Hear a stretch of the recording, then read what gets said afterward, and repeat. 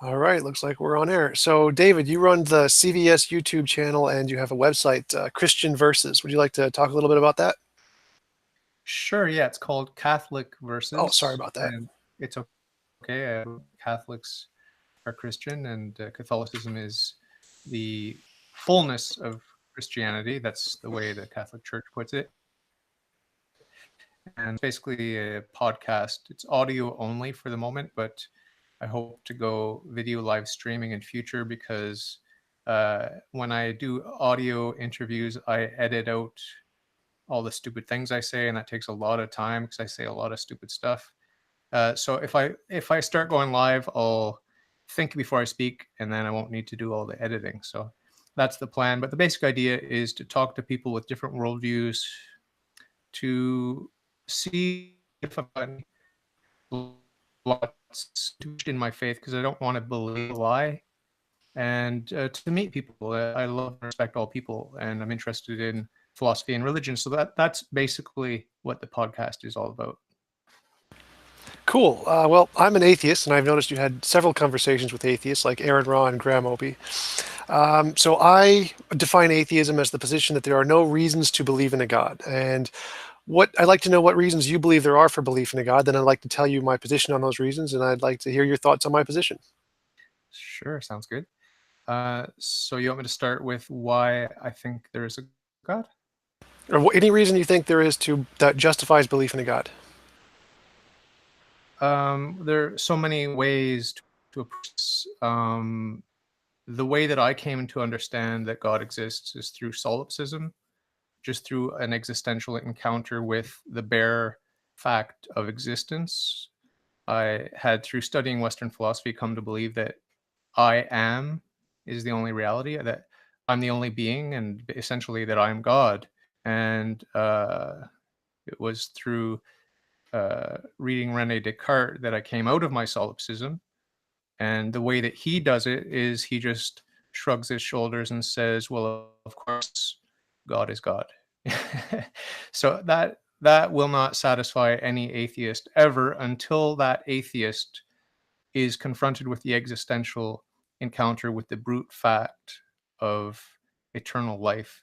When you are a true solipsist, you are not viewing life as an atheist, a naive realist atheist would view life, meaning that there is a material world and then molecules bump into each other and life comes from non-life. When you're a solipsist, you are life. You're confronted with the bald fact of existence itself. It is you have a direct encounter, a direct intuition with the fact that life is eternal. And you might think that that's a nice, pleasant encounter, but it's frightening. It's I think the existentialist philosophers talk about the absurdity of it, the abyss of being, and how do we grapple with that? And so, as a hard solipsist, I had to grapple with that, and it wasn't very pleasant. It was very lonely, as you can imagine. Being the only being is a very lonely place to be. But I had the grace of God to take a leap of faith uh, into monotheism, meaning that I acknowledge that I am not a God that is drunk or lost or confused or dreaming or deluded or playing a game with himself. I'm not God. God is God. And I took a leap of faith into the real world, that the other exists, other minds exist, and that the material world is real, and there's science and there's history and everything else. So that's one way of looking at my conversion, because I was atheist for 25 years. I don't know if you know that, but I lost my faith at age 14. So that's sort of the short version of how philosophy took me into hard solipsism, and then thank God I was able to escape from hard solipsism. But there's nothing very convincing there for the atheist. The only thing I could say to the atheist is that if you want to go the way that I went, which is a shortcut to monotheism, then you're going to have to really question everything. You're going to have to doubt everything. You have to be hyper skeptical about everything, absolutely everything. And then you're left with the one fact that you cannot deny, which is I am. So I can talk about other approaches, how to come through empirical means using arguments from entropy and sort of work your way backwards to the first cause, which is necessarily a supernatural first cause, and we can know with 100% certainty that there is a supernatural first cause which created everything out of nothing. If you want to pursue that, we can talk about that. That's my favorite way of proving the existence of God, theoretically or intellectually, but experientially, I was confronted with the fact of eternal life. So I'll let you lead the conversation from here. All right, so I am epistemic solipsist, so I think that the starting point for knowledge is I think, therefore I am. And then from that I go to there is some difference between my imagination and my experience. We need some methodology to differentiate between those two, and the methodology I use is science. So I agree that there has to be some necessary thing to ground the existence of everything, but I see no reason to believe that's supernatural or a being of any kind. It could just be pantheism, an eternal, all-powerful nature of some kind that we don't know about, with laws and parts of nature that we just haven't discovered yet. So I see no reason to jump from the conclusion that there must be some necessary thing to that necessary thing is supernatural or a being in any sense. I would just ask you why you posit the existence of the material world and other beings in the first place. It seems to me like an unjustified leap of faith. I took the leap of faith because I accepted that I am not God, that God is God. But if I had not taken that leap of faith to say that I am not God and that God is God, then I would have just remained God, a disembodied intelligence. Do you understand? There is absolutely no justification whatsoever to be provided by the sciences or even by philosophy or pure reason that the other exists or that the real so-called real world or material world exists, because these alleged sense perceptions that we seem to have are, in order to validate these alleged sense perceptions, we would need to do some sort of experiment, and those experiments rely on the very sense perceptions that we're trying to test and validate. So there is absolutely no way to validate our sense experiences. Right, but that's only if you look at it from a metaphysical perspective. I'm only looking at it from an apparent perspective. So when I imagine a unicorn, I don't see a unicorn. Would you agree with that? I mean, you can't picture a unicorn? No, no. When I am imagining a unicorn in my head, I do not see one with my sense experience in front of me. Yeah, there's a difference between imagining something that does exist and imagining something that doesn't exist.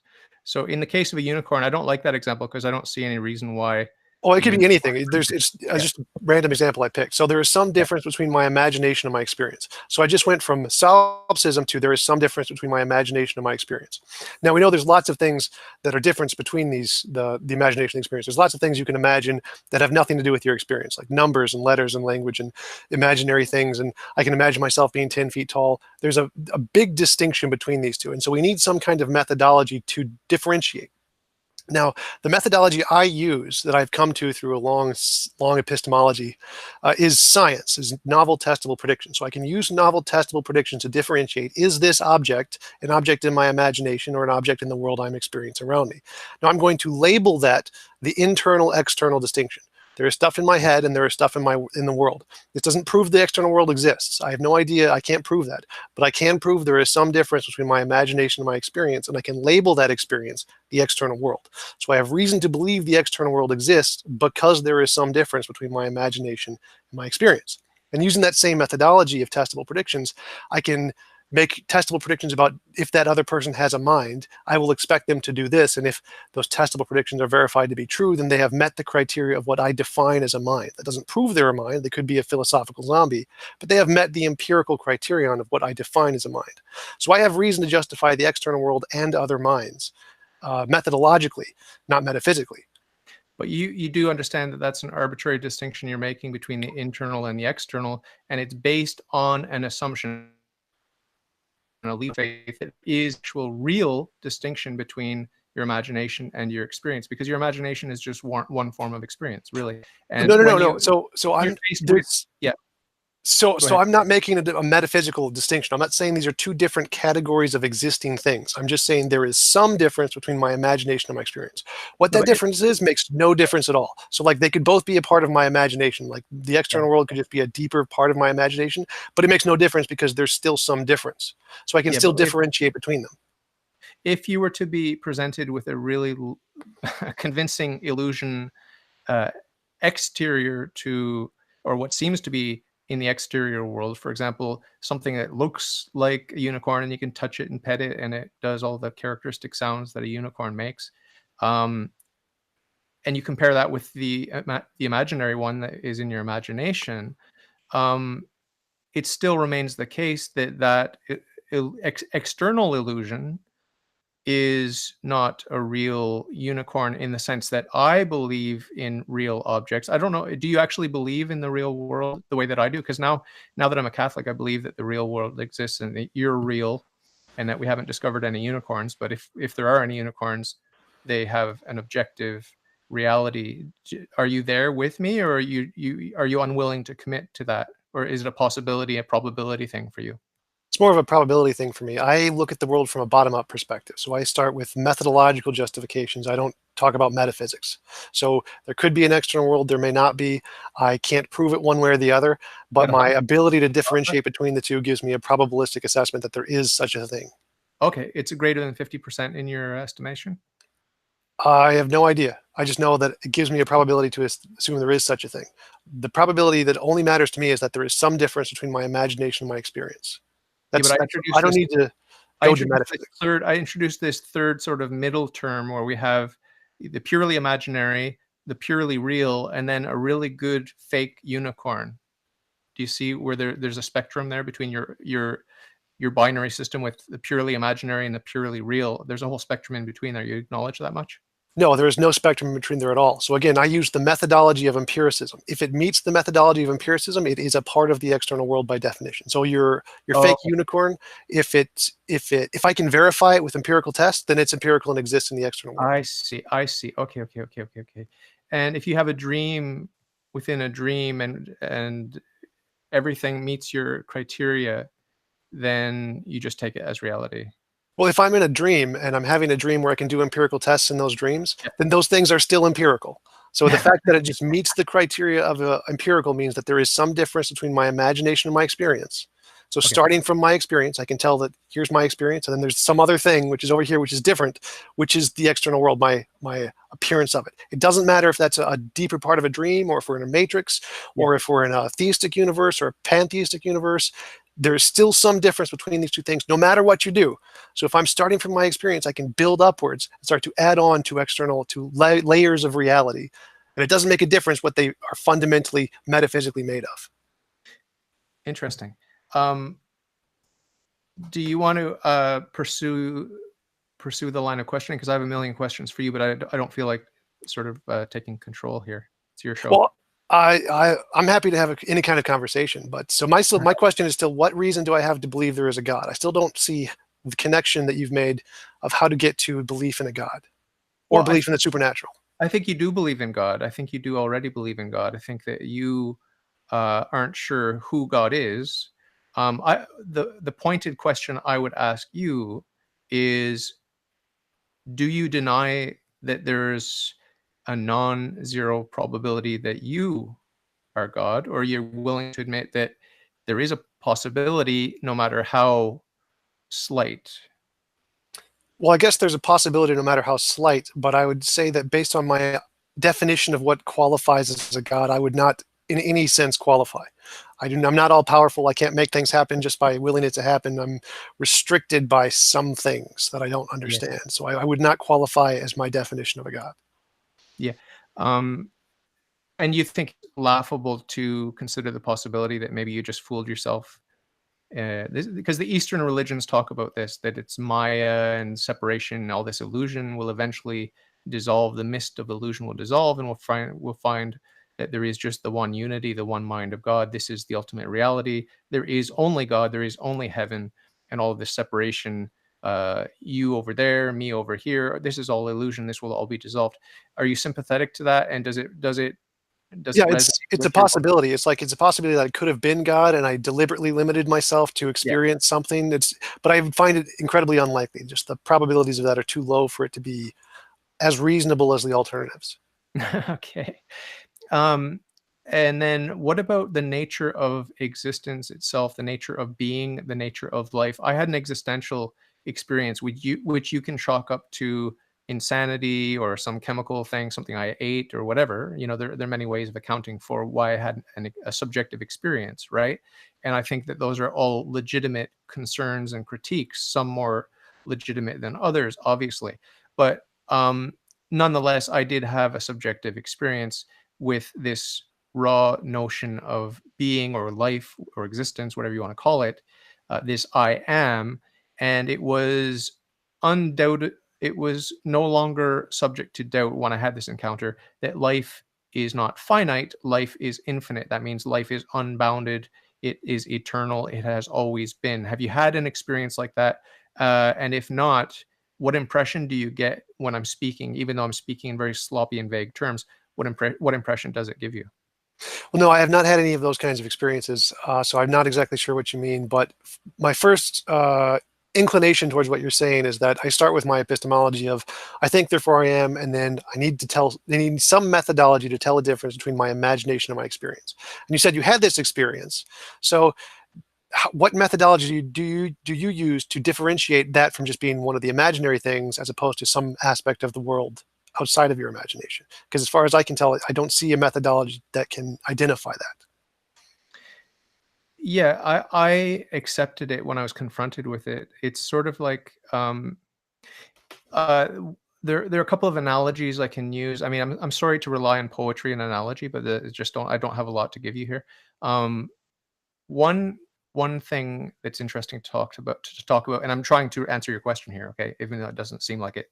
Um, a lot of people are aware of the fact that they're going to die, and if you ask them, "Are you going to die one day?" they will say, "Yes, I'm going to die." What is death? Oh, death is this, death is that.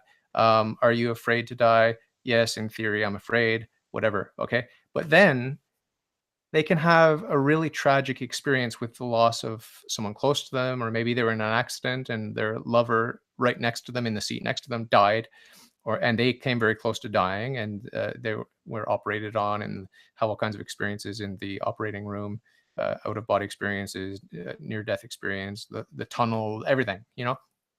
There are all kinds of really dramatic experiences that people can have, and again, you can say it's subjective. It's a combination of the foods they ate and the mental illness that runs in the family. You can chalk it up to whatever you want, but the point is that these people, if you talk to them after that experience and you say, "Are you going to die? Are you aware of the fact that you're going to die?" The yes that they give you now is qualitatively different from the yes they gave you before when they said, "Yeah, I'm going to die." Whereas now they're like, "Yeah." It's like it's heavy. You know what I mean? It's rich. The experience enriched them. They've come into contact with something which is deeply mysterious. And I would say that what they've come into contact with is life. That's what this brush with death put them into contact with. It put them into contact with God, whether they say that that's what happened or not. I would say that that's what happened. These are life-changing experiences.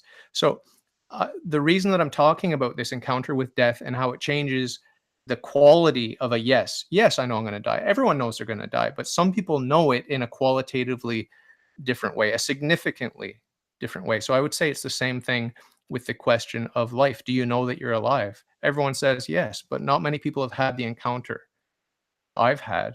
Even though, I mean, I can't. If you were to watch a videotape of my encounter with life and with solipsism, I would just be the same goofy idiot that you see on your screen right now. There was no show, there was no spectacle. You know, the most exciting thing you'll see is me holding a book and maybe I raised an eyebrow. You know what I mean? Or taking a walk, or laying in bed. Maybe there was a mild twitch on my face, but not much. There was no dramatic car accident. There was no dramatic uh, fighting or drama, nothing that would entertain audiences, right? It's all internal. It's all an internal subjective experience. So all of this to say that there's a qualitative difference between saying, yes, I'm alive, for the person that's had a direct experience like this, or even for the opposite question, do you know you're going to die? Yes. What do you have to say about my sort of rambling poetic analogy there? I definitely think it's a possibility that there could be these other realms of reality or deeper levels of life, and the life could be eternal. But from my epistemology, the first thing we have to establish is how do we tell the difference between that is a part of the world and reality and not just a part of our imagination, because there's lots of things a part of our imagination that are not a part of reality. And so why would we think that that experience is one of those things that's actually a part of reality and not just a part of our imagination? Now, I used the methodology or the empirical method to differentiate between these two things. And by the empirical method, that only seems to qualify as one of the imaginary things. Now, of course, there could be other methodologies I don't know about yet, but you would have to provide me with that other methodology that we can use to differentiate between imaginary and this other realm. And until you provide that, then I can't really see any reason to think this isn't just one of those imaginary things. Yeah. I want to try the empirical approach with you. I don't think it's going to work, though, because you don't have a lot of confidence in the material world. But should I try it on you and see how it works? Sure, go for it. It's very simple. It's very fast. But it does involve a commitment to the reality of the material natural universe. What the easiest approach is through entropy. Do you know what entropy is? Yep. Okay, so the easiest approach is to just say there's a heat death coming, it hasn't arrived yet, therefore God exists. And to flesh that out a little bit more, we just have to do a reduction to absurdity where we say, well, maybe there is no first cause, right? So let's say there is no first cause. Well, that just means that nature, space-time, like matter energy distributed throughout space-time, has no beginning. It's always been here. So that means infinite time behind us. But we know that there's not infinite time behind us because of entropy. The heat death is coming. It hasn't arrived. Therefore, there's finite time. Therefore, there is a first cause. So then we can. Sorry, I'm losing you a little bit here. So entropy says that entropy is increasing, so all the energy in the universe is boiling down, which means we had a beginning. That's, you're talking about the Big Bang, essentially, that there's some beginning that the universe had, so it needs a first mover. Is that essentially the argument you're making? Yeah, I don't limit it to any particular model of a single Big Bang universe or multiverses or string theory. They all have the same property, which is that they are spatial and temporal, and we cannot separate the temporal from the spatial. So what the natural world is, regardless of the model, doesn't matter which model you want to use. It doesn't matter. You can use all the models. Space and time are united intimately. We can't separate them. And so what nature is, it's matter energy distributed throughout space-time. And so if we agree that there's not infinite time behind us, even if they're multiverses, then we have to admit that there's a first cause. And now we can ask the second question: is the first cause perhaps natural rather than being supernatural? Because I want to arrive at the supernatural, obviously. So if we assume the opposite and we say, well, what if it's natural? Then we're right back where we started when we said that there was no first cause whatsoever. Namely, we have a situation where there is this natural space-time, this natural matter and energy distributed throughout space-time, and it has no first cause, therefore it has no beginning. And if you combine beginninglessness with the attribute of being temporal, you have infinite time behind you, not only now, but at every point in time in that universe that is beginningless. So all right, so let me respond to that. Therefore, we can reject that. Well, let me respond to that. The first thing is that just like there could be some supernatural transcendent thing outside of space-time, there can be a natural thing outside of space-time that is also in transcendent in some sense. For example, Nima Akarni Hamad, emergent space-time, where time and space emerge from a more natural fundamental property that is timeless and spaceless. So yes, we can. Secondly, there are other kinds of time. You don't need to have just a continuous stream like A theory of time or B theory of time. You can have an incremental kind of time. Like, for example, I can count 1, 10, 37, 42, 5 million, and 32. Yeah. There could be some natural property that can skip between times like that to increment time. I take all of that into consideration, all of that. Everything you said, everything that is atemporal is part of my universe. And when I say universe, that includes every model and every wacky theory that you want to call it. So I'm saying it's all included. All of the non-temporal parts are included. Apologies, just stop. So my conclusion is that if you assert anything that's supernatural or transcendent, like a god, I can do it with a natural thing exactly the same. No, you can't, because the natural, if you're admitting that it's natural, but you're denying that it's temporal, then it still fits into my space-time. It has a place in space-time. You just put it adjacent to, rather than putting it in Well, no. Space-time only applies to our universe. Space-time is our kind of specific time. It is not all kinds of time. So that doesn't work.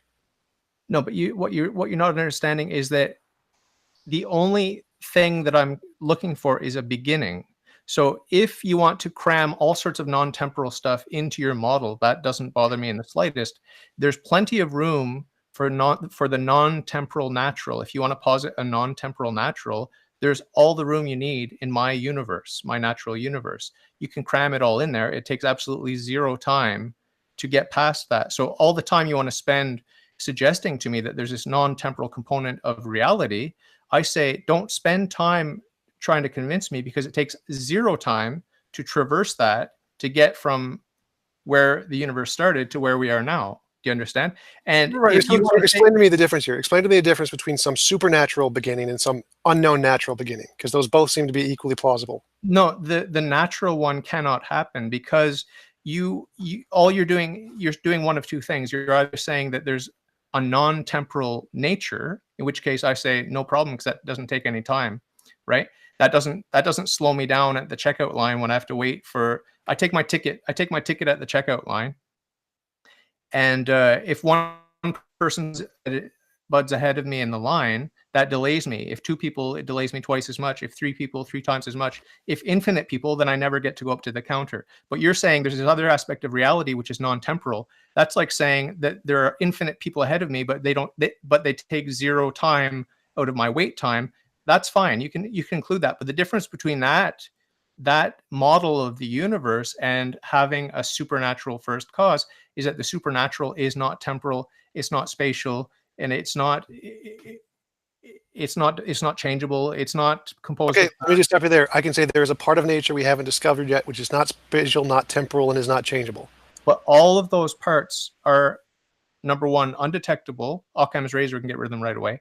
And they don't interfere, even if they're real, they don't interfere with the process of getting here. Like you and I are here now.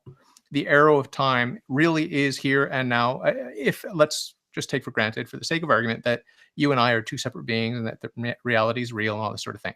Okay, so we're sort of taking a monotheistic worldview just for the sake of argument.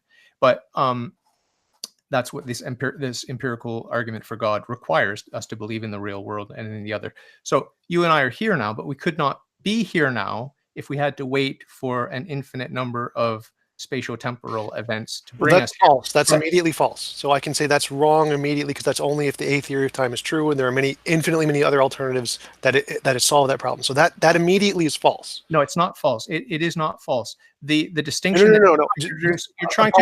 You're trying to introduce something which is which I'm allowing into my model of the universe, but it's completely irrelevant because it doesn't take time. The stuff that you're introducing is hassle-free. Do you understand? Like you're introducing completely hassle-free, low maintenance parameters of reality. No. Let me interrupt.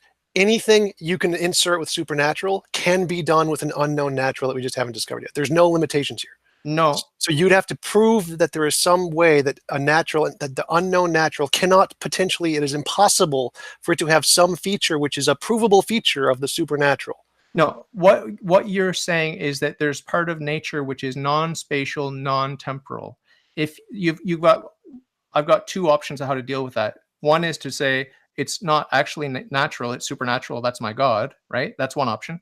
The other option is to say if it is natural but not spatial and not temporal, Occam's razor takes care of it. It doesn't interfere with our causality. Here in this universe, we have causality, and it's always spatio-temporal. Again, that's already been proven wrong because I provided a physics theory that does exactly that. So that's wrong. So you can't use Occam's razor to rule out non-spatial, non-physical, non-temporal natural thing, because that we already have physics models that do that.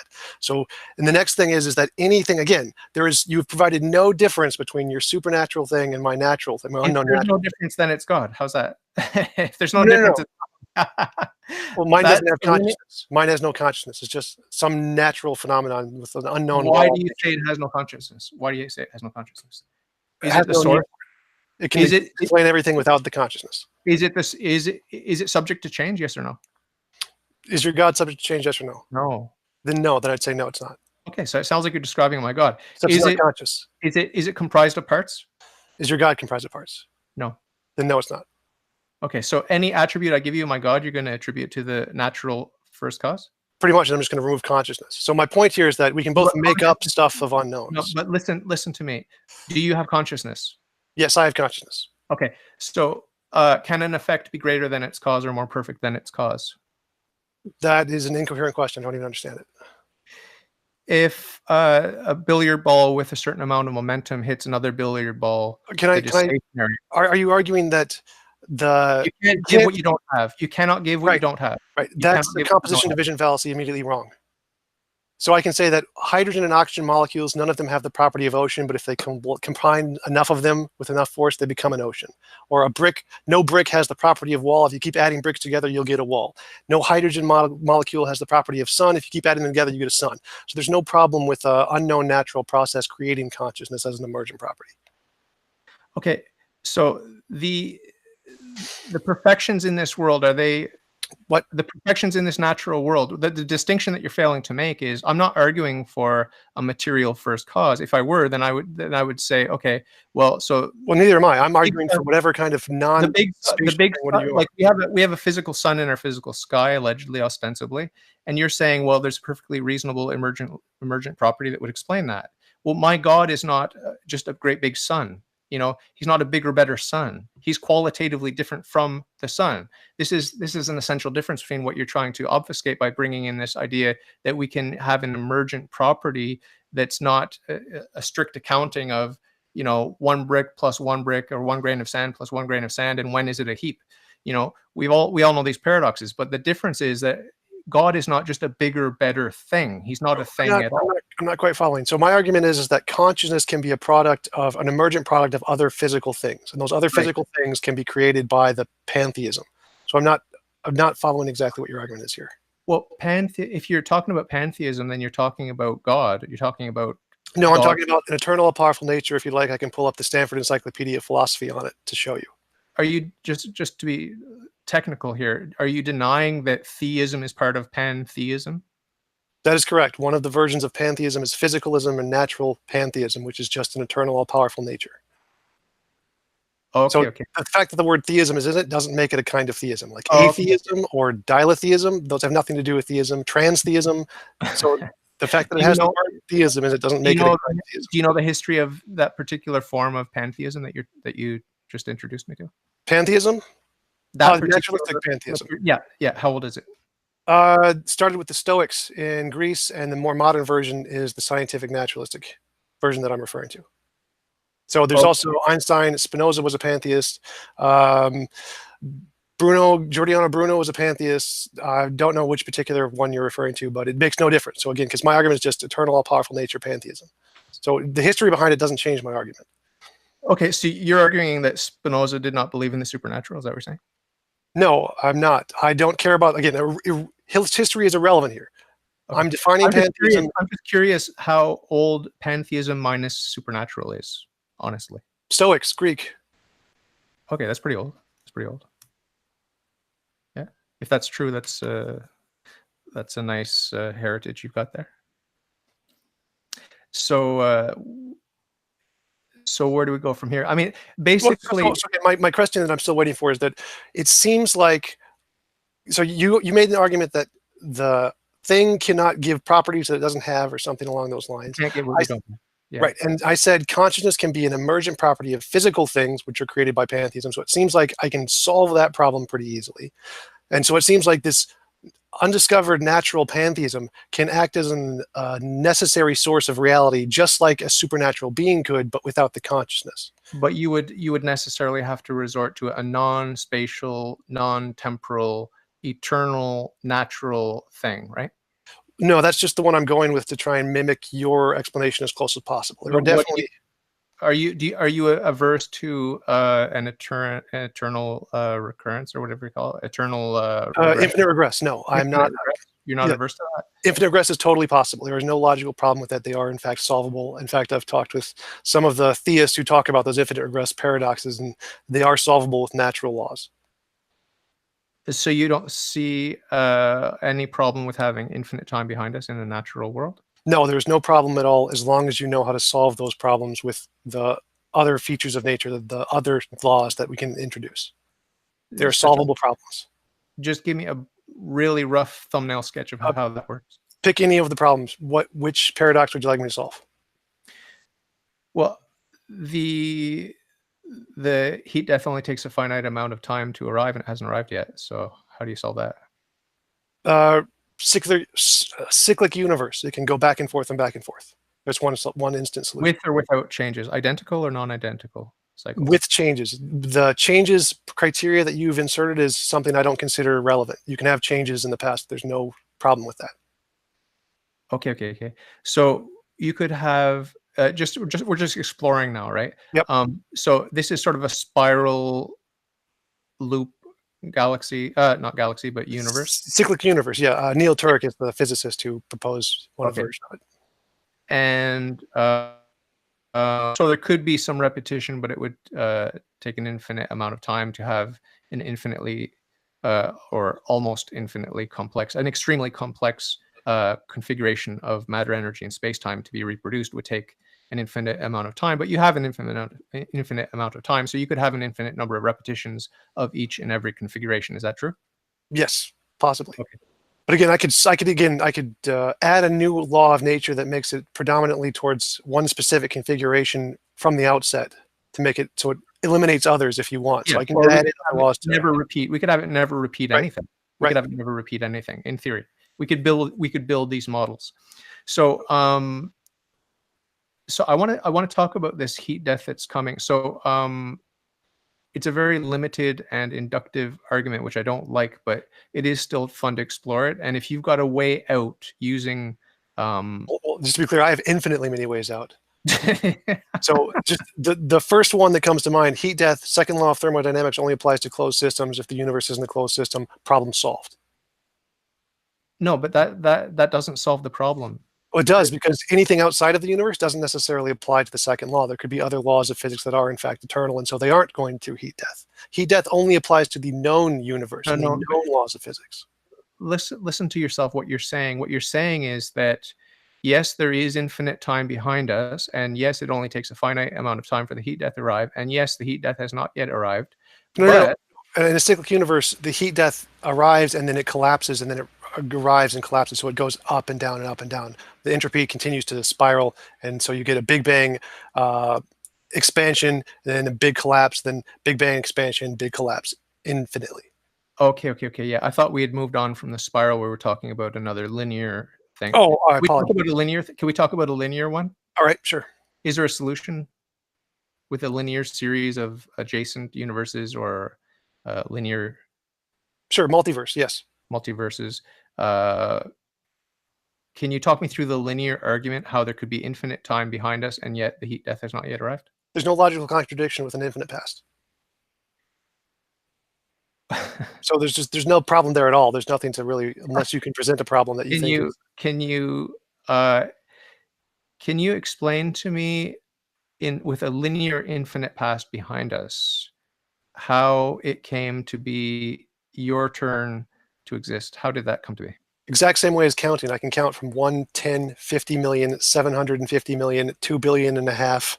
You can interval counting. If you have some metric of time that can interval, like we can interval in counting, any independent point in time can be arrived at. So there's no problem with that at all. Yeah, but we're not numbers. We are in space time. That means that we cannot have, even though we can say between now and now, there are infinite divisions in the number line. Like when I said now and now, we could slice and dice that on the number line, but we cannot actually slice and dice it in terms of space time. We cannot. Right, and I'm saying we can. There could be a fundamental part of nature that we haven't discovered yet, which does in fact control time in that sense, to be able to divide it infinitely and to be able to iterate it and select a particular point to which it wants to begin, like a Big Bang or something. So does that make sense what I'm saying? So it's like there's like a part of nature that can pick a number. It just picks a number, then picks a different number and starts the universe here, or picks this number and starts the universe here. Just like I can pick a number like 337,225,000. There's just a part of nature that picks the number. So there's no, even though there's infinitely many numbers prior to that number, it still just picked the number. But not a sequential number? No, I did. It just picked it at random, so it's like it's not sequential. It just said I'm going to start at this number. Done. Okay. Yeah, I'll need to give some thought to this. What does that say about is causality modified because of your freedom that you are giving yourself in terms of interpreting space-time? Is there any Uh, modification of causality or no? I would not say so. I'd just say there's an intermediate causality that causes things in a different realm of time. So there's like a different dimension of time that has an extra layer of causality to it.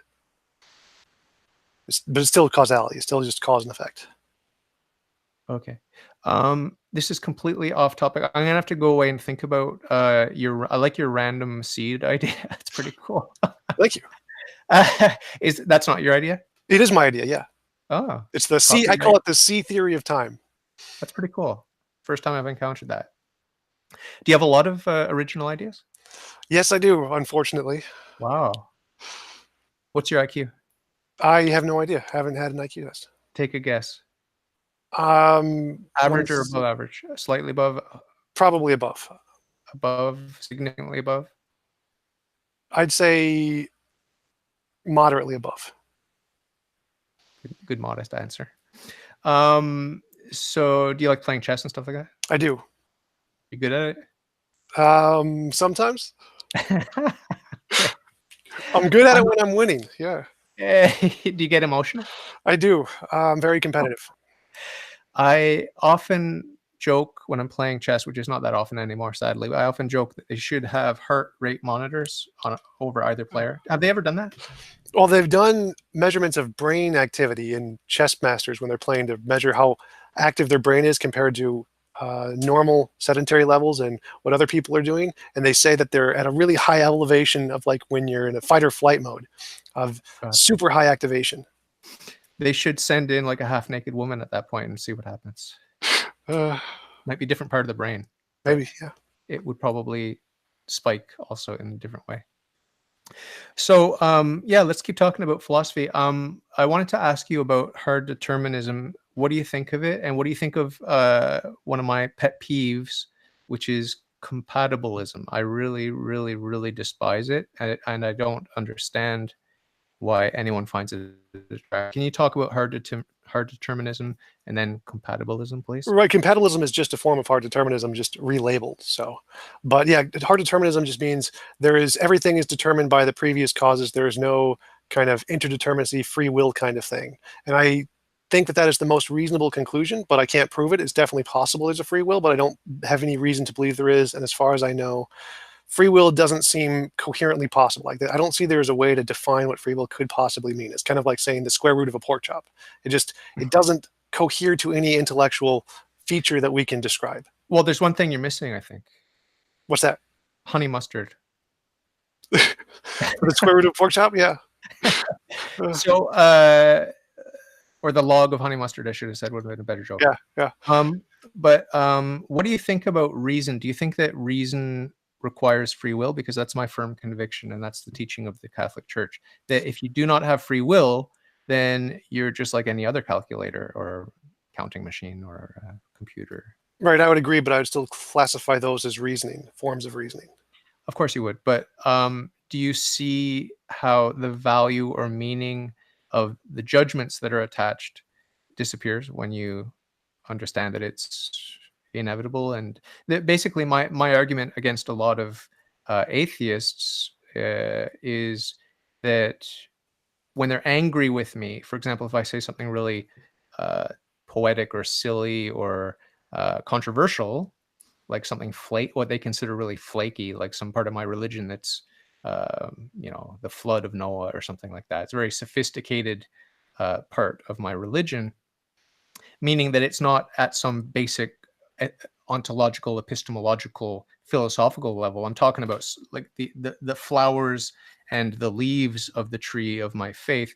They get really excited and they get really upset about that sort of thing, and they start calling me names. And then I just say, well, hold on, are you telling me that my neurons have violated the laws of chemistry or physics or biology? Or, why are you so upset?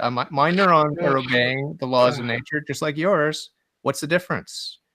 So how do you explain this sort of subjective emotional thing where it's like, no, pedophilia is evil, and the person doesn't believe in free will? Like, I mean, how do you reconcile that? Like, why is this person so bloody excited about morality when they don't believe in morality? Right. So I define value and reason and meaning and all of those things bottom up, kind of like my epistemology. I start with my experience and then say there's some way to differentiate between X and Y, and then we can define X as this and Y as this. And whereas opposed to most theists, they define meaning and morality from some kind of top-down worldview. So they see the fundamental nature of reality as this, and this is what gives us meaning.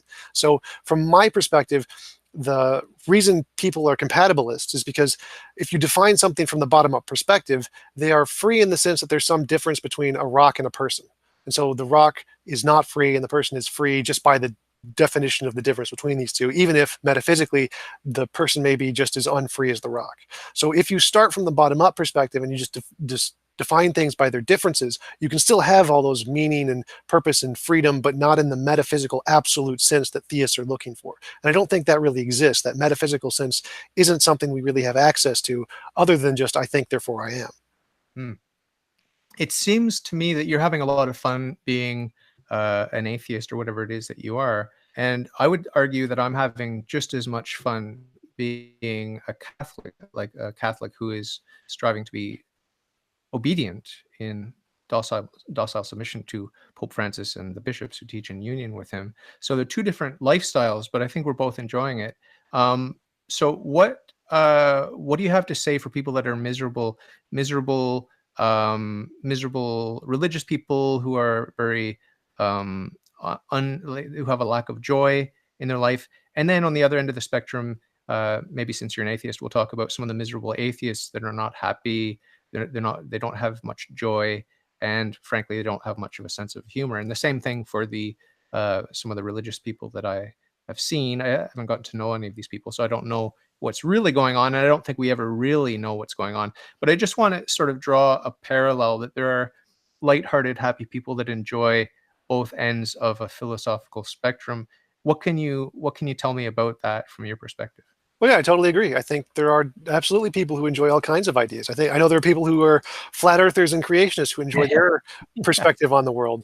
I see no problem with belief of anything. My goal is what I particularly enjoy is like chess. I see debate as kind of like a chess game where I want to present my best arguments and I want you to present your best arguments. And if you can beat me, well, then I know where I'm weak and I can improve for myself. So the reason I have these debates isn't to like try to convince people to become atheists. It's because I enjoy the conversation. Yeah.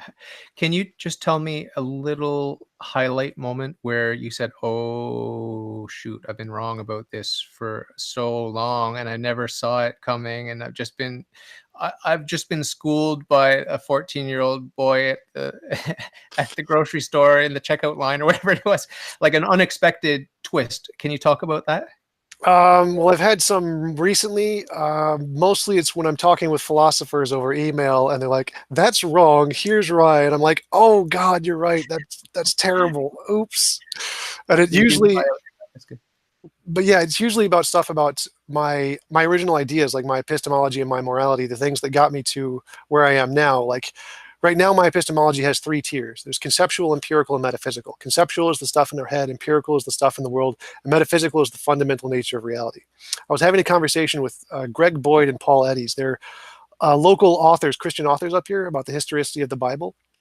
And I was at a coffee shop with them, and I was presenting. At that time, my epistemology only had two tiers, just the conceptual and the empirical, like most empiricists. And they brought up, well, what about, wait, I don't remember exactly what it was, but they brought up some problem that I couldn't solve, and it irritated me so much I couldn't solve it, and that's what led me to the three-tier model I have now. But Cool. yeah, I've had a number of experiences like that talking with philosophers. Paradigm shifts. Yeah. Have you spoken with Graham Oppy, or did you listen to his interview that I did with him, or what do you think of him? Yes, I have listened to his interview with you. I do agree with a lot of what he says in general, but I would like to ask him about what he thinks about my epistemology because Yeah. I don't really know exactly what his epistemology is. You don't find him evasive? Like when I talked to him, I found him evasive. Do you see what I mean? Just elusive, like not wanting to nail down, not wanting to fully admit that he's a hard determinist. Is that common among compatibilists? Maybe, but I don't see it as like they're being evasive. I see it as just that's how their mental process and their epistemology responds to those kinds of questions. That's how they answer those questions as honestly as they can from their worldview. I just don't think that their worldview is as uh, direct or answers things in a way that makes as much sense to your worldview as you would like. And I see that happening with me a lot of times with theists too, where from their perspective, their answers seem very wishy-washy to me, whereas from them, it's the like the core of their being. Like if people say Jesus is love, it's like that doesn't mean anything, but to them, it's like it's everything to their entire worldview. So from my perspective, I see it when people are evasive, it's really more just a difference between worldviews that they're communicating in one language and you're communicating in Yeah. another. It doesn't really resonate with you. Yeah, this brings to mind something I think about a lot, which is that I am firmly convinced that we all, first of all, we all exist, we all have objective reality, um, but that we all exist in the same metaphysical reality, meaning that truth is truth. There is an objective truth, and if atheism is true, then I live in the universe of atheism. And when I say universe, that includes all the multiverses, strings, everything. Okay. Like as So Carl Sagan put it, the cosmos. the cosmos, that's a nice word too. Yeah, it means well ordered, right? Um, so if atheism is true, I live in an atheist universe. If Hinduism is true, I live in a Hindu universe. If Catholicism is true, then you live in a Catholic universe. Does that make sense to you? Or are there any holes you can punch in that? I totally agree. I think there is one metaphysical truth. And I think that the fact that I think, therefore I am kind of indicates that fact. So there has to be a metaphysical truth, and there is only one that applies to everything, all of reality. And that's, for me, I don't think we can say anything beyond it other than the fact that there is one. Mm. So I think it's possible. It could be theism, it could be polytheism, it could be transtheism or henotheism, or just any of these metaphysical theories could be right, but there has to be at least one. I don't see. I agree with that. People get upset with me when I say, well, if you're right, you got nothing to worry about. Ha ha ha ha ha, which means, you're going to burn in hell if you're wrong, right? I like that kind of humor. It's dark, but I like it. But a lot of the atheists don't like it. And they're like, Pascal's wager is stupid. And it's been what's the word for that? Debunked. Debunked. It's been thoroughly debunked. How do you debunk that? Oh, well, I'd say there's equally as much likelihood that belief in God will get you into heaven as belief in atheism will get you into heaven. So there could be a God who allows atheists into heaven as opposed to theists. So you could say that there is a God who will give me infinite reward for eating this jelly donut, so I should really eat this jelly donut. Or there could be a God for letting me I into want to heaven. join that religion. I want to join that religion. Donut religion. So Pascal's wager is just you can apply the same infinite reward criterion to literally anything you want or want to believe, and so it doesn't give us a reason to believe that that is correspondent to truth. I'll have to think about that. I'm too busy thinking about the jelly donut now. But I did go to pastry school. I have a bit of a sweet tooth. So what else do I like to talk about with atheists? I like to talk about, Well, one actually, of let my me ask you about free will. So, from the reason I don't like the idea of free will is because I can't understand it. So, from my perspective, either everything is done for a reason, in which case it's determined by the reason, or it's done for no reason, in which case it's random. Now, I see no way to escape that paradox. It seems to me to be a true dichotomy. So, how do you define free will, or how do you get out of that paradox? I say that there are no exceptions ever to the principle of sufficient reason. It's universally valid. There is no exception. There is a perfectly reasonable explanation for absolutely everything. Okay. So this is my understanding. Is it the Catholic teaching? I don't know.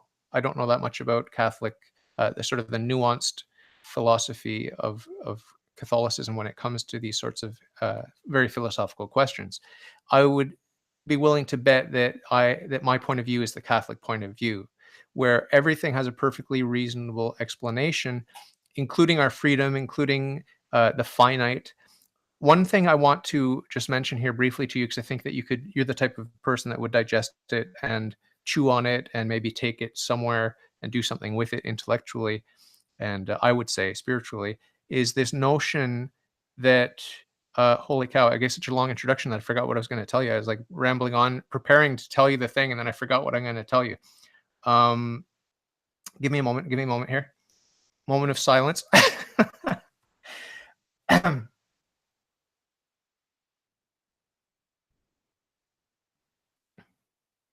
What was I talking about? Do you remember? Do you happen to remember? The free will thing, where you said there was always Principle of something of the sufficient reason. principle is always something that has sufficient reason. And there was a mind-blowing seed I was going to plant in your brain. Mind-blowing. And now I can't remember what it was. This is embarrassing. This is the third time this week this has happened to me. I think I may be having mental problems. But anyway, the PSR is something I firmly hold on to. And the way that free will works is that it's a mystery. It's a deep mystery, like everything that's valuable in life.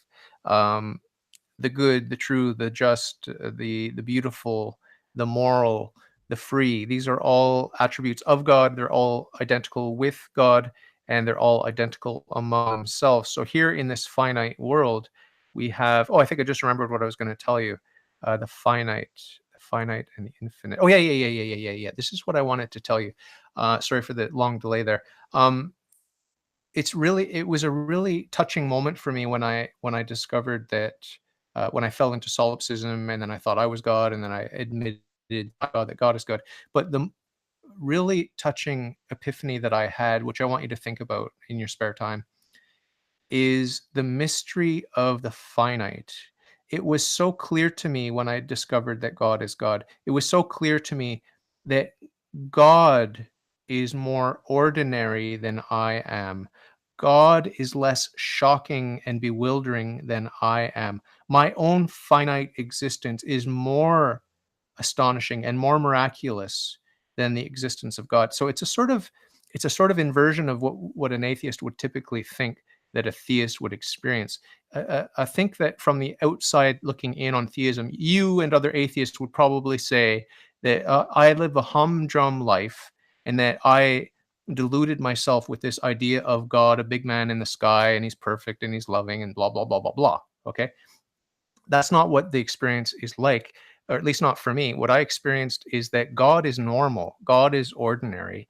I am extraordinary. I am mind boggling. I am bewildering. And not only that, I am, I'm paradoxical. I should not exist. God should exist, but I should not exist. It really is hard for me to convey this astonishment, this role reversal to you. But can you just give me your first sort of impression, and then will you promise me that you'll go off and think about it?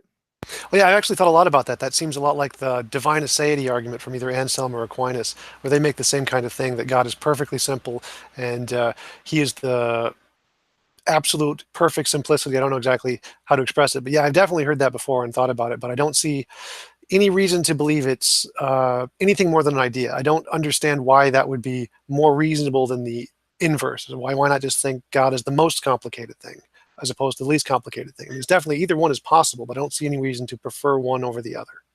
But I think as an atheist, you can appreciate the.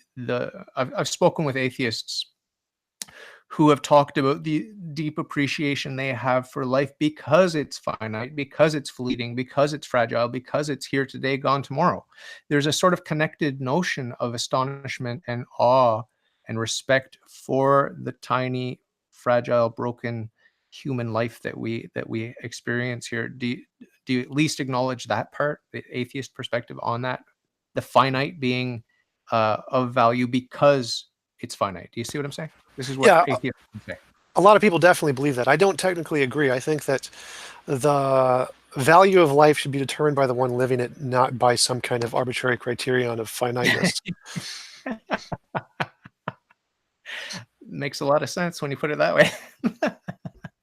So we've done an hour. How long do you normally go? Normally an hour is about how long as we go. Okay.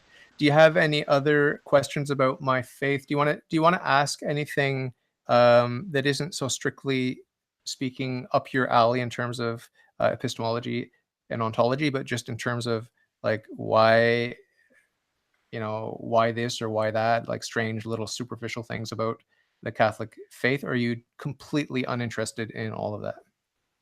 I'm not exactly sure because I like to go essentially where whatever you think is important. So the reason I always start my conversation is what reason do you believe there is to believe in a God is because I want you to tell me what you find important.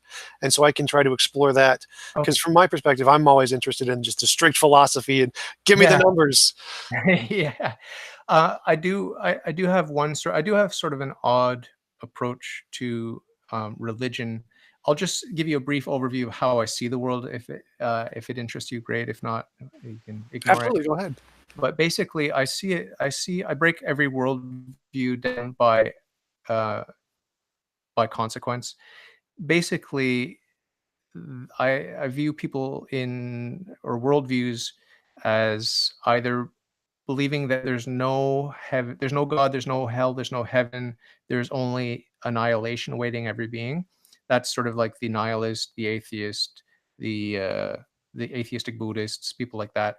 Um, then the next level would be people that believe in heaven and in God, but not in hell. So that would be people like the theistic Buddhists and solipsists, Sikhs, certain kinds of Hindus, and stuff like that. And then the next category would be what I call oh yeah, and I should also throw into that category I just mentioned, where there's only God in heaven. I should also throw in. It's very important to remember we have universalists in the Christian church. We have universalists in the Jewish and Muslim traditions also. They believe everyone goes to heaven. I think a lot of Jews today think that everyone goes to heaven. So they would be considered, in my view, as a sort of a theistic pantheism or a solipsism. The next category is what I call monotheism proper. And in this category, you have the sort of mainline Judaism, Christianity, and Islam, where there is God, there is heaven, but there's also hell as a permanent falling away from God. And as I'm mounting the ladder here, I'm gaining more and more respect for these worldviews. So it makes more sense for me to have an eternal hell. Why? Not because I like pain and suffering, not because I'm a sick sadist, but because I like morality. I like having consequences for the choices we make. Otherwise, it doesn't matter what you do. So the final step for me from proper monotheism is to Roman Catholicism, where I have all of the God, heaven, and hell, but I also have the God man, Jesus Christ, and his vicar on earth, the Pope. So, sort of figure in my worldview, Roman Catholicism, is the person of the Pope who occupies the office of Pope. The office of Pope is infallible, and I see the office of Pope as uh, and the antitype of Noah, who stood at the gate of his ark that he built for 100 years and was inviting people in, and not many people responded positively. So, about 8 on the ark. So it's a very, very dramatic worldview I have. I think about Noah a lot. I think about the ark a lot. And at the core of my religion is the Pope, God, heaven, and hell. That it's a really, really simple way of looking at religion, but that's how I break everything down. Let me tell you a little bit about because I have a view of objective morality. I believe in objective morality. But I don't. One of the reasons I don't believe in the Christian God is because of the problem of suffering, and that because of my objective morality, the world that it describes would define the Christian God as objectively immoral. So my definition of objective morality is any involuntary imposition of will is immoral. So the best of all possible worlds, the objective moral standard, is a world where every being has total freedom over their will, but no being can impose their will on any other without consent. So essentially, everybody gets their own universe. You can do whatever you want with your own universe. If you want to visit somebody else's, they can invite you, and you can go to their universe. And you can be in a world exactly like this one, but you have to voluntarily choose to do it. And no one who doesn't want to be here would be forced to be here against their will. Now, from my perspective, that would be the best of all possible worlds. And if there really was an all-good, all-powerful God, that's the world it would have created. And because we don't live in that world, I personally rule out the idea of an all-good, all-powerful God.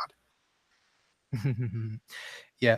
Any God that you are convinced you're superior to in any way is a false God. That's one thing that's for sure. And the other point I would make is that you might be wrong. Uh, that's something to bear in mind, right? Oh, You might be absolutely. wrong. I You might be am wrong with a lot. But would you agree if if everyone was given the option, you could choose to live in this world that we know here with all the pain and suffering, or you could choose to go to your own universe? Wouldn't that way the world could be a morally superior way? Just intuitively, you could be wrong, but intuitively, doesn't that seem like a much better moral way the world could have been? Well, it sounds like you're making a safe you're putting safety first kind of thing, where it's like, okay, well, you can enter the dangerous world, but it's your choice, no, I don't see it that way. I see risk and danger as part of our mission, part of our human nature. There's always going to be risk when we have free will, and that risk is the abuse of free will. It's an ugly, ugly thing always. Even if it's two children fighting over two jelly donuts, that the bigger one takes both for himself, that's ugly. That's not beautiful. That's not just. That is tragic. And so that's that's a pretty petty example. Imagine, the kind of greed and corruption we have in governments and stuff like that. It's sickening. War and people's water, they don't have access to drinking water, and the water's poisoned, and uh, innocent people suffering and dying at the hands of greedy countries or corporations. I don't want to. I don't want I to totally agree. I don't want to point fingers here, but the basic idea is that free will implies the possibility of abuse of free will, and to imagine some sort of safe space universe scenario, I think, is uh, immature, childish, naive. I'm not saying these things about you. I'm just saying that we're not children. We have to take responsibility, and we have to make better choices, and we find ourselves in a big, complicated, hot mess. And that's better to deal with that reality head on than to say, well, it's all a perfectly safe space to play in. Do you see what I mean? Absolutely, I totally agree. But I'm not arguing for a safe space. I'm arguing for freedom of choice. You should have the right to choose to go to a safe space, or you should have the right to choose to go to this world with the consequences, or you should have the right to choose to go to a world that's even more difficult with even more suffering, if that's what you want. From my perspective, morality is the freedom of choice. And if you're forced in this world against your will, that seems to be the definition of slavery. And so if God did create us and put us into this world deliberately without our consent, that seems to be by definition slavery and by definition immoral. So we can say there isn't an all good, all powerful God. So I totally agree that suffering is fine and responsibility is fine. But the only difference is that those things have to be consensual. They can't be forced on you against your will. Doesn't that seem Yeah, like a I would. morally better option? No, I would paint a different picture altogether, where uh, instead of a master slave scenario, I would look at it as parent and child. So a parent brings a child into the world against their will, but the child, by his very nature, owes the parent love and respect and obedience. That's it. It's that simple. And of course, we have examples, sadly, of parenting which is subpar, to put it mildly, and so it's easy to project that onto God the Father. But the parent-child relationship is a good analogy. An even better analogy is husband and wife. You uh, are you attracted to women? Yes, I'm straight. Okay. Okay. Um, the magical feeling of seeing a beautiful woman that you're attracted to, and I don't know if you've had girlfriends or if you're married or what, but um, when you pursue a woman, or you're being pursued by a woman, sometimes that happens. There's a whole dance and a ritual, and it's all very mesmerizing, and there's you get swept up in it, and there's more to it than emotions. I think you'll have to admit there's more to it than just emotions and hormones. There's more to it. There's something more going on, and especially when sex gets involved, it's very, very powerful. It's very spiritual. It's very mystical, and I think you have to admit that it's all very, very good, even though it's tinged with selfishness and deceit, and there are all kinds of dangers because of human frailty. But my point is, if we can focus on the good parts of finding a mate, finding a companion, it is so exciting. I mean, it's an engine that is that is fueling so much of our world. If you look at why people are doing what they're doing, making the choices they're doing, it is so often because they want to get the girl, or they want to please the girl, or they want to get the guy, or they want to impress the guy, or whatever it is. It's an engine that's so pervasive in this world, and it often goes unnoticed. But in the heart, in the inner secret chambers of the heart, it's often just because of that, the beauty of that girl, or the attractiveness of that girl that you have, or that you want to get, or that you want to pursue, or you just want to be next to, you want to spend time with. So this is how I view religion. It's much more a romance than it is about a big alien bully in the sky doing a fun experiment at my expense and laughing at me. You know what I mean? Yeah, but romances have to be consensual. So again, I would say that, like I did about, like you mentioned about finitism and how some atheists see life as being valuable because it's finite. I think it should be up to the individual to decide for themselves what is valuable. I think it's immoral to force upon them a relationship they didn't consent to, because that would Yeah. be more something like what I was saying earlier, like slavery. If you're forced into this relationship or into this situation where you have to seek that kind of a relationship, that seems unconsensual, and so it's less like a relationship, more like a servant master kind of thing. And even in the Yeah. case of the parents you mentioned, the Mm. the parents, I think, would also give the freedom of their child to go to a world of their own choice if they could. I think most parents would give their child that option instead of forcing them to experience suffering in this world day by day. And I think that's what most parents do, is fact that they try to earn a living so they can give their child a better life than what they had. So it seems like, from my perspective, that it's more moral, that it is morally superior to give people the option to choose for themselves whether or not they would want to experience the positives and negatives of this world as opposed to the positive and negatives of a different world. The way I would cut through all of this speculation is just by saying that we have a human nature. God is not stupid. He made us for a reason. He made us with a nature, and he made us with an end in mind. And that end is the same as the source. The end is God himself. We are made to be eternally happy with God. The objective of life is eternal happiness, infinite, never ending fulfillment, joy, bliss, pleasure, everything. If you want to twist that into some sort of big bully in the sky, making people do things against their will, then you're just wrong. From my perspective, this is, of course, going to be from a perspective where we live in a Catholic universe. So if I'm wrong, I'm wrong. but I have to argue from my perspective. My perspective is a Catholic perspective, and so you're dead wrong trying to characterize God in that way.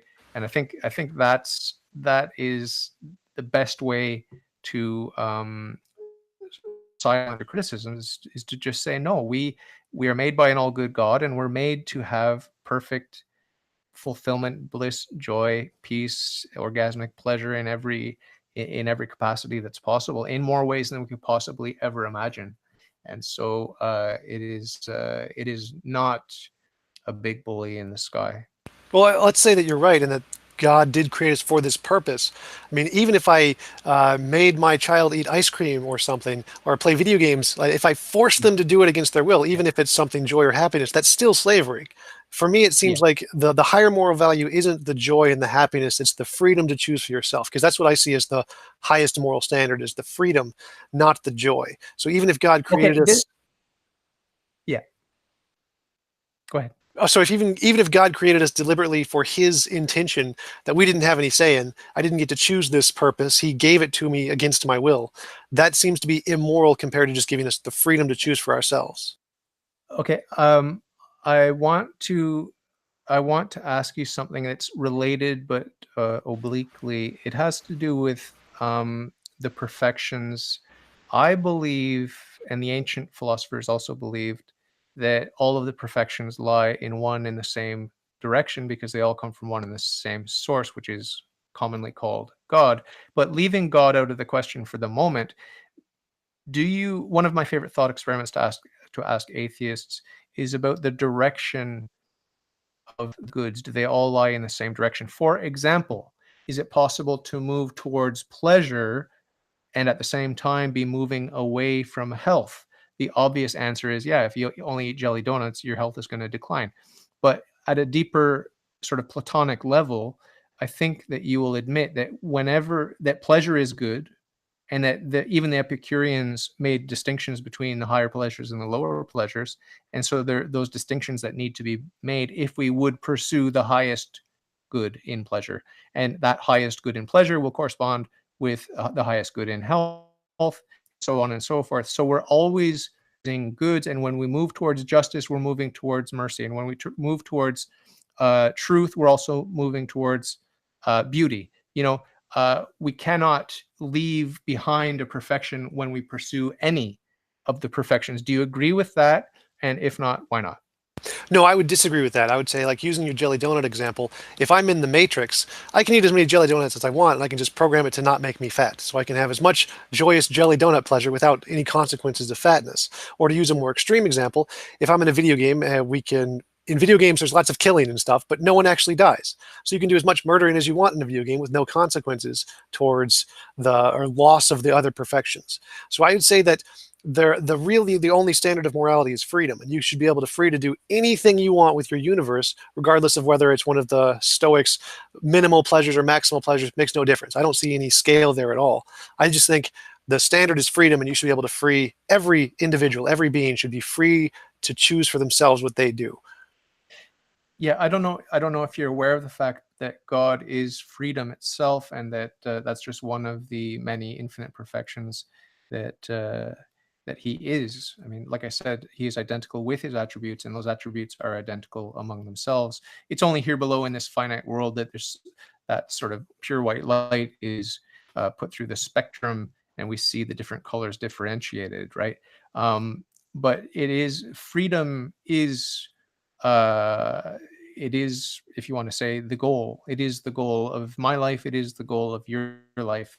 And it's all about orientation. Are you going to orient yourself toward freedom or away from freedom? And from my Catholic perspective, if you're not orienting yourself toward God, then since God is freedom, you are orienting yourself away from freedom, whether you know it or not. So I think we've said all that we can say. Well, actually, I'd like to pick up on that one point because I agree. Let's say God is freedom. The goal shouldn't be freedom. Freedom should be the starting point. It's immoral to take that away from people and to force them to try and strive for it instead of just giving it to them. The standard of morality is that freedom, so it should be what everyone starts with immediately. And then all the other perfections can be whatever the goals you define your own goals. So for me, the taking away of that freedom or not providing that freedom to each individual is objectively immoral. It's slavery as far as I can tell. Yeah, I do. I mean, many of my daily prayers involve committing myself to slavery to Jesus Christ, slavery to the Blessed Virgin Mary, as a way of enchaining myself to the God man Jesus Christ, and all of this with a view to being enslaved to God the Father and God the Holy Spirit. And in a way, I'm enchaining myself to the Vicar of Christ, the Pope, and the bishops and the church at large. So there's a lot of talk of slavery every day in my prayers. I also pray for happiness every day. I also pray for sorrow every day. Happiness because of the grace I received, and sorrow because of the sins that I commit. So it's a mixed bag of freedom and slavery, joy and sorrow, and it's a very complex religion and a very complex life with a lot of choices to be made along the way. But the ultimate goal is freedom and happiness and joy and fulfillment and pleasure and all the things that I want, you want, right? Do you agree with that? Yeah, I see no problem with your way of life. If that's something that you choose and you voluntarily partake in, that's no problem at all. My problem is with the people who don't voluntarily participate in that and who have been forced to against their will. Yeah. That's the only problem I have. So if you wanted to choose to live in this world and be a Christian and experience all that suffering, go for it. It's totally within your right. You have every right to do that. The problem is that even God does not have the right to force anybody else to do it against their consent. That to me is objectively, clearly immoral. And so that's why I think that pantheism is probably more likely than a theistic God, where there's just an impersonal universe who doesn't care about us at all, than a personal being who actually is loving and wants good things for us. Mm. Yeah, it would seem, not to denigrate your intellect, but it would seem that you're either unable or unwilling to hold in tension uh, these sort of paradoxical opposites like freedom and slavery, yes and no, joy and suffering, or joy and sorrow.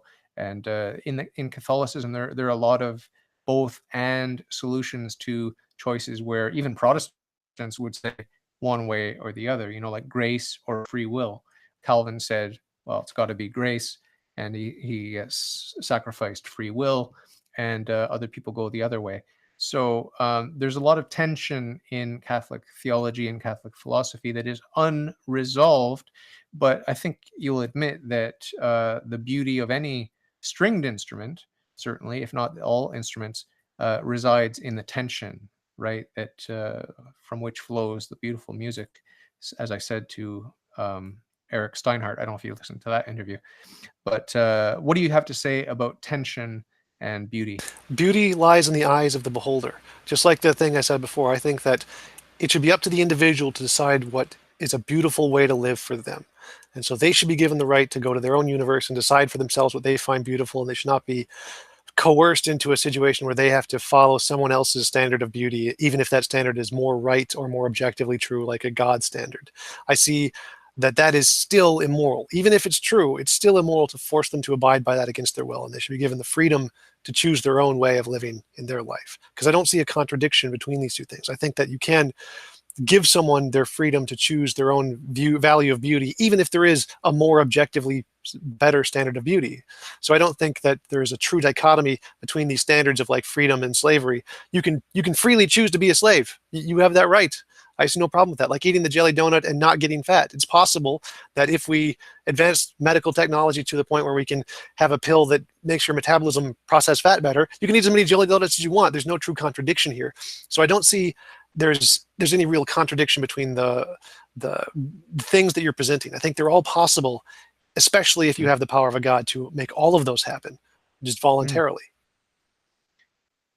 What would you say if I guess I'll present you with a little hypothetical situation.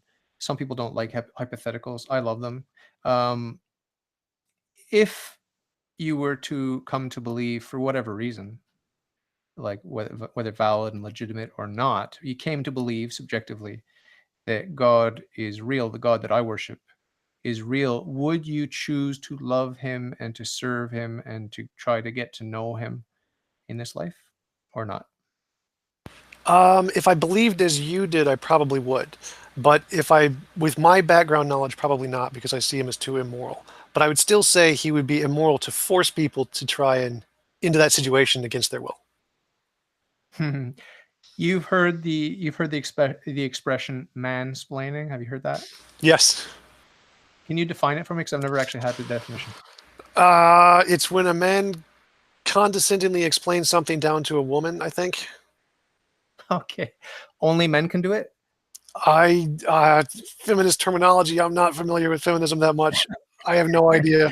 There's a section of feminism called I forget, TERFs or something, trans exclusionary radical feminists, who think that like trans people don't count as women or something, and they can apply mansplaining to trans people as well. I have no idea how feminist epistemology works. Yeah, probably anything you say will be the wrong answer according to them. So better not to discuss it too much. But I've come up with this other term called Godsplaining. Do you know what that might be?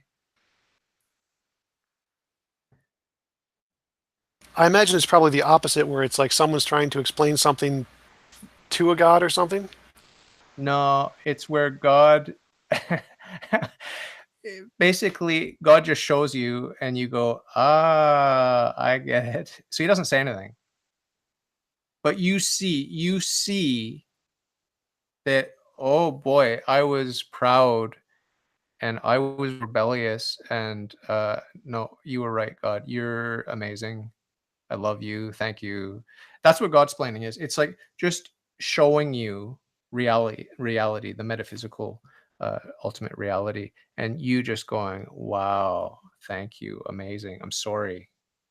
Please help me. You know, I love you. Thank you." It's just you just gush when he shows you even a glimpse of his reality. So that's what Godsplaining is to me. This is an idea I've been playing with, and what's your perspective? How do you react to that?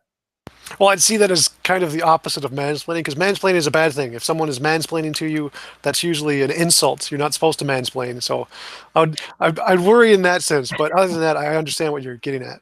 Yeah. It was meant to be like mansplaining is bad and Godsplaining is amazing. So it's a sort of contrast, compare and contrast. So it isn't meant to be like mansplaining 2.0.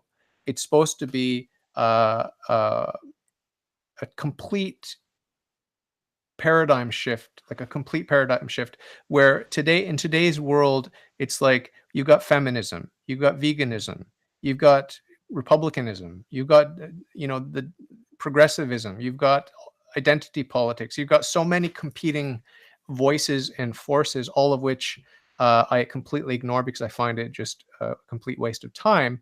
But you've got all these forces and fights and politics and this sort of stuff, and I like to sort of step outside of all of that and to take God's point of view, or at least to take the point of view of someone that is uh, joining God, or moving willfully toward God and hoping to unite himself with God, and then comparing and contrasting that type of holistic experience with all the messy and petty sort of sports rivalries, which I see here below. And you can see it in religion. You can see the sports rivalries, like this religious group hates that religious group.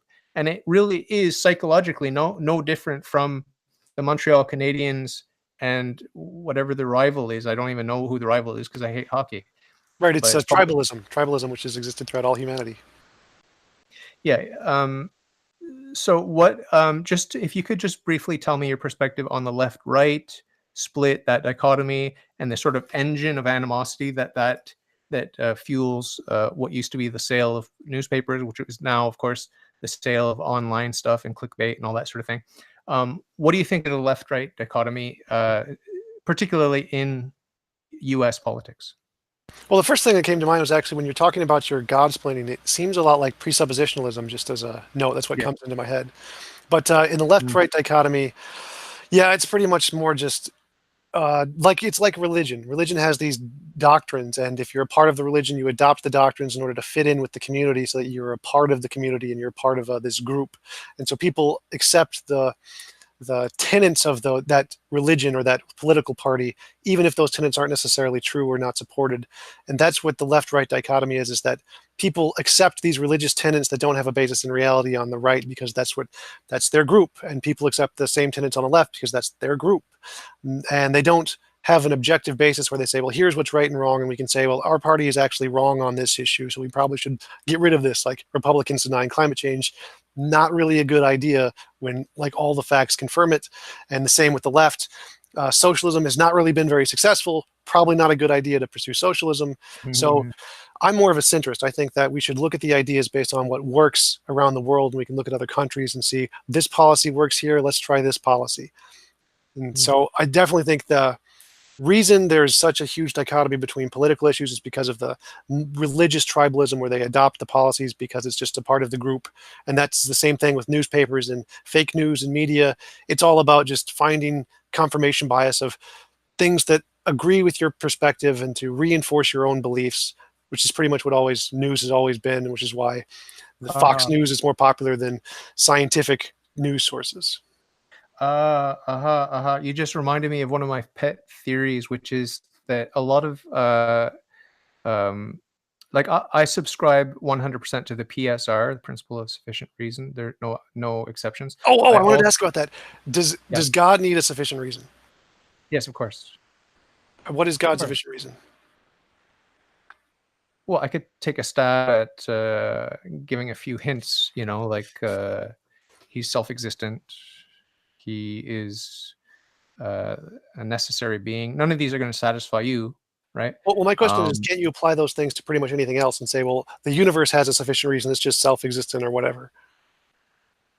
I would argue not, because the nature of the universe is spatio-temporal, and we know that there's only finite amount of time behind us. I don't want to get back into that because Yeah, yeah. you've given me some stuff to think about. Okay, you've given me some stuff to think about. Give me a All right. chance to go and think about it. Yeah, Um, yeah. What but was the the topic PSR, here? yeah, yeah, more to follow up on there. No, you were going to bring up another topic related to politics, I Yeah, believe. yeah, yeah. No. This has to do with principles. I firmly adhere to the laws of thought, the law of identity, non-contradiction, and the excluded middle. You agree those are rock solid? The laws of logic?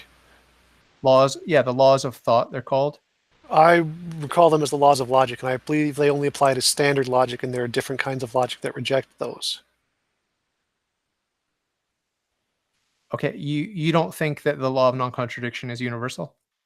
The logic is a language we use to try to describe metaphysics, the fundamental first principles of reality. But logic itself isn't the same thing as metaphysics. Like, I agree with Descartes, whose evil demon argument showed that logic can be doubted.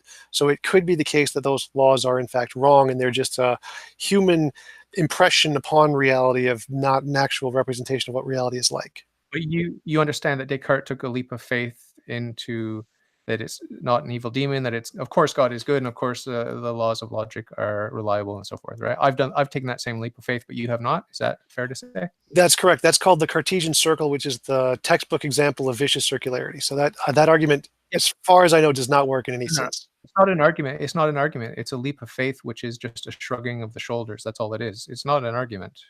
Well, I believe there's no Descartes made the argument that he can trust his senses because we have sensus divinitatis, that God has given us these senses which are accurate representations of reality, and that is known as the Cartesian circle. You can just Google Cartesian circle. It's a well-known problem in philosophy.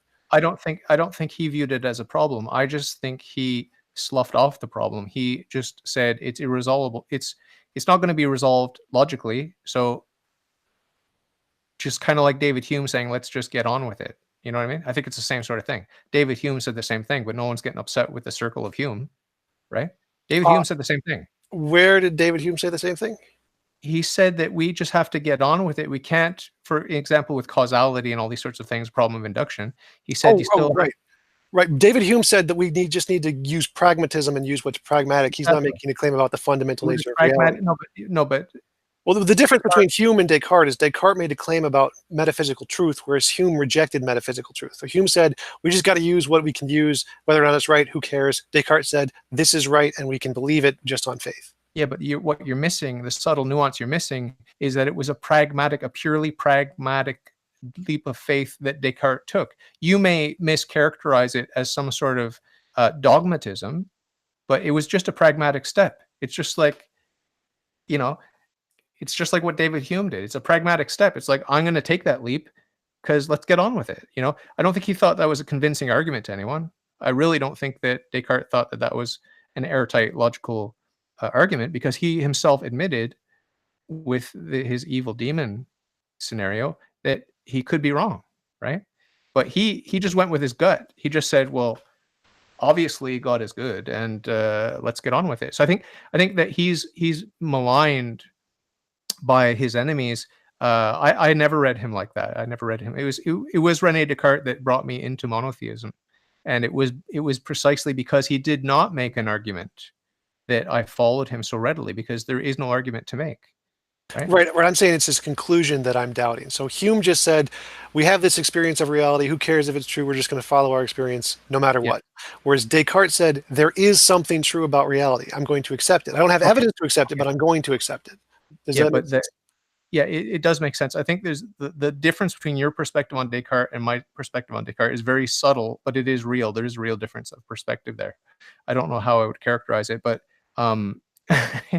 it's like he's making the leap, and he's convinced that he's right about the leap, and you object to the fact that he's convinced, but you're just as convinced. No. I'm objecting to the conclusion. Whether he's convinced or not is irrelevant. So Hume didn't make a conclusion. Hume said, I don't care if reality exists. It makes no difference. We're just going to treat it as it exists. Whereas Descartes said, there is a reality that does exist. Okay, I see what you're saying. Okay. Yeah. Can you understand? Can you acknowledge, please? This will help you to bridge the gap between the way you see Descartes and the way I see Descartes and that circle.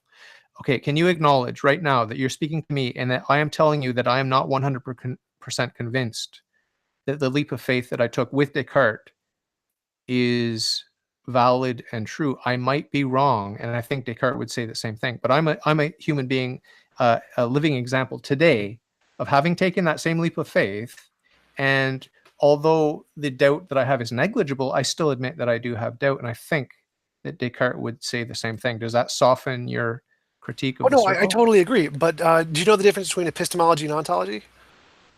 What is and what we can know, yeah. Yeah, so my question is, or my objection to Descartes is Descartes made an ontological claim that there is a God, regardless of whether or not we can know it. I grant that he said we couldn't know it. But Hume did not make an ontological claim. He made no ontological claim. He just said, here's what we can do with the world, a methodological claim. And he made no claims about ontology whatsoever. So that's why I'm okay with Hume, Okay. but I'm not okay with Descartes. I see. And I am more on board with Descartes than with Hume, obviously, for obvious reasons, because I have that firm ontology beneath my feet. But the difference is that I think the reason why my position, which is the Cartesian position, is superior is because if I'm wrong, it doesn't really matter, because if I'm wrong, I'm back to being God myself. Do you understand the difference? I will be drawn back into solipsism. And so it is a safer, it is a more airtight, in terms of safe space. You talk about having a safe space universe. I've got the safest space universe there is, because if I'm wrong about God, then I'm not wrong because I'm God. Do you understand? Whereas Hume doesn't have that. Hume doesn't offer you that.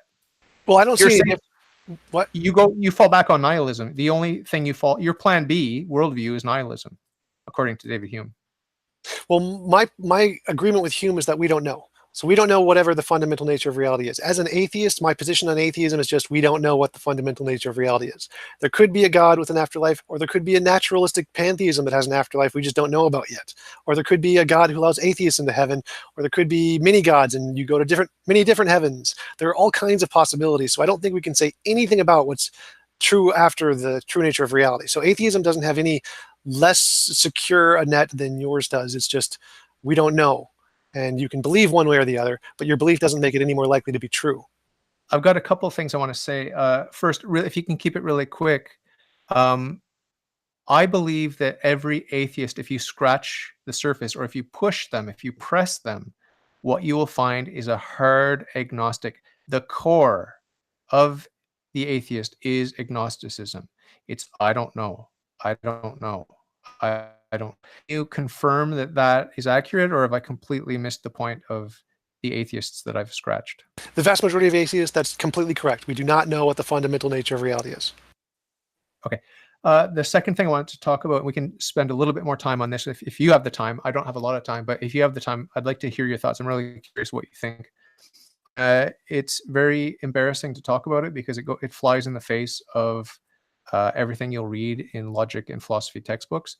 But I'm not convinced that a lot of the logical fallacies really are significantly fallacious. I really don't believe that they are. A simple example, sort of a mild, easy to accept example would be arguments from authority. I think they're thoroughly valid when the authority is relevant and authoritative.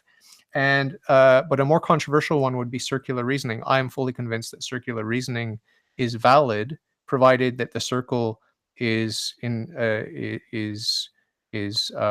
starts in the truth and ends in the truth. I don't have any problem whatsoever with circular reasoning. There's some other ones I want to explore. The one I'm most excited about is the no true Scotsman fallacy. I'd really love to hear you talk to me about that. I've never understood it. I have a feeling that it is going to be my best friend, and that I will use it often, even if people get upset and angry with me. Can you just talk about these fallacies I mentioned and give your perspective? Sure. First is the argument from authority. The argument from authority is only a fallacy if you say the thing is true because the authority said it. So it would be like, there is an apple in the box because I said so. Well, no, there would be an apple in the box because of physics. There is a physical apple in the box. That's what makes it true. The words that I said literally don't make it true. So the fact that an authority said so does not make it true. That would be a true fallacy. But if you're just saying it to say that we can reject the authority say so just because it's not reasonable to believe one, well, that would be incorrect. You can definitely believe what an authority says, but it's not true because they said it. So the argument from authority is inaccurately applied in many cases, but if it's applied accurately, it is a true fallacy. The thing is not true because the authority said so. The second one you said was circular reasoning. Do you know what Agrippa's trilemma is? Agrippa's trilemma. Your microphone bugged out there. Can you say that again? Do you know what Agrippa's trilemma is? I can't hear you. Can you hear me now? Yeah, you're back now. Yeah. All right. Do you know what Agrippa's trilemma is? I've heard of it. So Agrippa's trilemma says that all claims to knowledge rest on one of three grounds, either infinite regress, circular reasoning, or dogmatism. Those are the only 3 options you have, and it applies to all knowledge of any kinds of human. The one that most philosophers accept is a kind of dogmatism. There are certain forms. Say the 3 again. Say the 3 again. You were breaking up again. Infinite Say the 3 again. regress, dogmatism, and circular reasoning. Okay. And so there are definitely forms of circular reasoning that are fine. It's called vicious versus virtuous circularity. Okay. So there are definitely forms, but it has to apply it has to be like trivial. So 1 + 1 = 2 is a kind of circularity, but it's completely valid. Tautological. Exactly. Tautological. Exactly. So if I said I am seeing a cup, or I am holding a cup, that is also circular. Or I see myself holding a cup, even if it's not a true statement, because I might be under delusion. The fact that I see it is still true. So that's also circular, and that's still perfectly fine. Does that make sense? Yeah.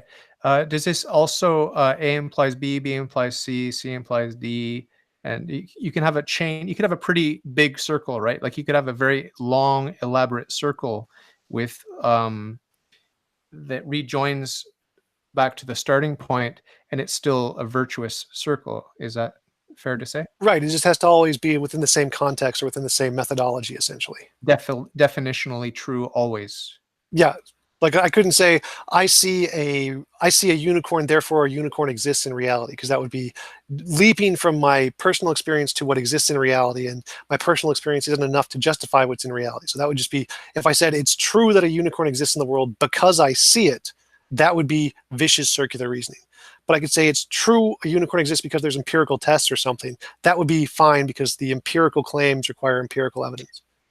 That's funny because there's a real overlap between the vicious circular reasoning and the fallacy from authority, because you're just saying it's true because I experienced it and I'm saying it, therefore you should believe it. Well, it's in my definition. I said I see a cup. In that case, it's simply true by definition if I am seeing a cup. So I am the only one who it can be true for. So it's necessarily true by authority in that case, because there can't be any other options. Now, the most exciting one, the no true Scotsman. Can you explain it to me? Because I've never understood it. You believe that the body, or the wafer thing that they give in churches.